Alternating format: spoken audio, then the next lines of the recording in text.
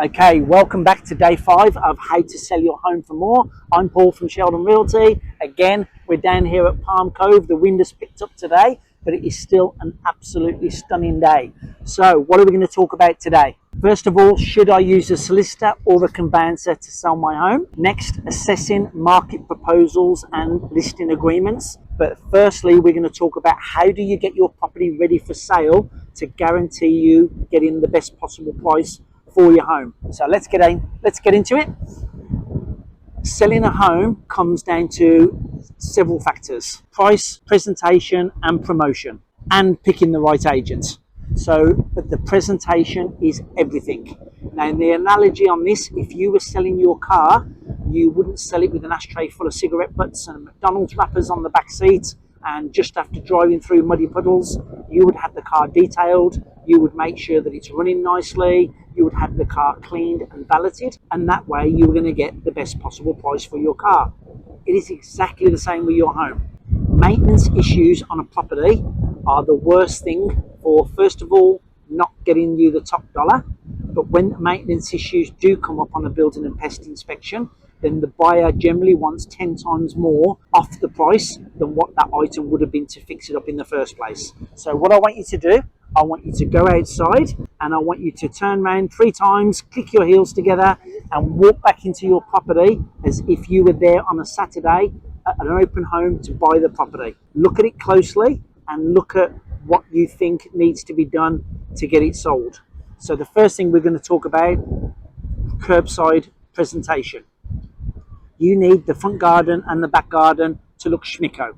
So get it cut, get it all trimmed back, get it mulched, make it look good. Then when you walk in the home, now like me, we've got 2 dogs and a cat. I know for a fact when it's wet weather or it's wet season, my house sometimes can smell of cat or dog. That's what you don't want. So get the pets outside, clean the property, get some air fresheners in there, make it smell really nice. And I'm going to give you an absolute pro tip now.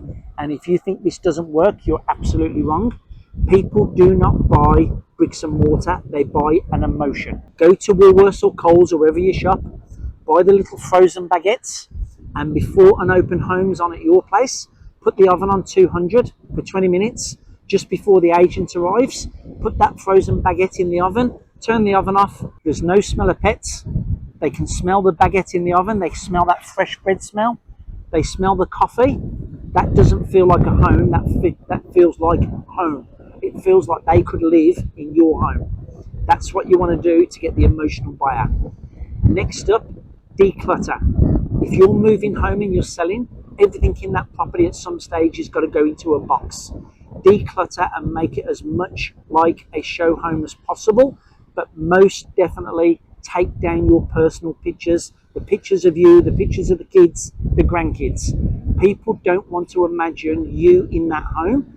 They want to be imagining themselves living in that home. And if it's full of your family photos, there's only one person they're imagining, and that's you and the grandkids. So get rid of the pets, declutter, depersonalize, deodorize, and make it as much like a show home as possible, and get all those maintenance issues done. If it needs painting, get it painted. If there's mold on the roof, get it cleaned and make it look like a shiny new pin. And I will guarantee you, you will literally get thousands and thousands of dollars more than not putting that effort in the first place. Okay, next up, should you employ a conveyancer or a solicitor? To be quite honest, a solicitor is more qualified than a conveyancer. But a conveyancer will still get the job done. Most people, when you're selling, you've either had prior dealings with somebody that you like, or you'll shop around on price, because they all pretty much do the same job. I tend to find that solicitors will charge more than a conveyancer, but what you do want is somebody that charges you a fixed fee. Do not employ somebody that's going to charge you every time they send a correspondence, because if they do, and there's problems with the contract, with the terms and conditions, and there's letters going backwards and forwards, 10, 15 times a day at $80 a letter, it is going to cost you a small fortune. So make sure the person that you employ has got a fixed fee for their services, and definitely shop around, because like I said, they all do pretty much the same job when it comes to the conveyancing, and make sure you get somebody with good communication that's going to keep you in the loop.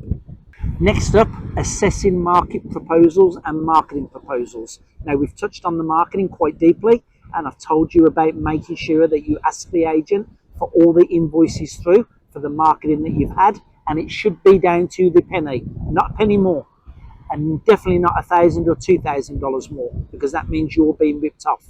But the marketing agreement is what's called a Form 6. A Form 6 is a listing agreement that you will sign with the agent. There's 3 signatures and lots of initials. You are authorizing that agent to sell the property on your behalf. That's all it is. A Form 6 is valid for a maximum of 90 days. It can't be signed any more than 90 days, but it can be signed for a shorter period. So if you want to test your agent out and only want to give them a 45-day appointment because they've guaranteed you that they've got buyers in their database and they're going to have it under contract in 2 weeks, turn around to them and say, okay then mate, well, just give me a 4-week appointment. If you're that confident, call them out on things. You're allowed to do it. Us as agents, we're thick-skinned, and basically you as clients shouldn't be lied to by an agent. So your Form 6 is nothing to be scared of. It will have the marketing in there, the marketing costs, when the marketing has to be paid, and when the commission is going to be paid.